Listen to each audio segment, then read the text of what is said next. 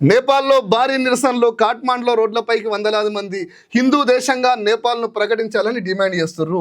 అయ్యా రాహుల్ గాంధీ గారు ఎక్కడున్నో వెంటనే నీ కాంగ్రెస్ పార్టీని కొంతమంది నేసుకొని ఆడ ఆల్రెడీ నేపాల్లో కమ్యూనిస్టులు నీ దోస్తులు ఉన్నారు. నువ్వు అక్కడికి పోయి హిందువుల మీద వాళ్ళ కులాల మీద చిచ్చులు లేపి ఆ హిందూ దేశాన్ని ప్రకటించాలని డిమాండ్ చేస్తారు కదా.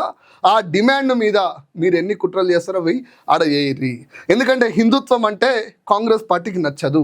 కాంగ్రెస్ డిఎన్ఏలోనే హిందుత్వం మీద హిందూ వ్యతిరేక విధానాలు చేయడంలో, దేశంలో హిందువులు ఉండకుండా ఉండడానికి అన్ని కుట్రలు చేస్తుంది కాంగ్రెస్ పార్టీ. దానిలో ఎవ్వరికి అనుమానం అక్కర్లేదు. దయచేసి రాహుల్ గాంధీ ఆల్రెడీ నేపాల్లో కమ్యూనిస్టులు ఉంటారు, వాళ్ళ దోస్తానతో కలుపుకొని ఆడ హిందువుల మీద కుట్రలు చేయపోరు. ఇక ఈ దేశంలో చేసిన ఇప్పటికే సాలైపోయినాయి, ఆడికి కూడా ఊరుకుర్రి. హిందూ బిడ్డగా చెప్తున్నా, ఇది ఎక్కడ అన్యాయం భయ్ దేశంలో. మిత్రులారా, రాష్ట్రంలో ఇన్ని సమస్యలు ఉంటే కాంగ్రెస్లో కొత్త కథ, కమ్యూనిస్టులది ఇంకోటి కథ.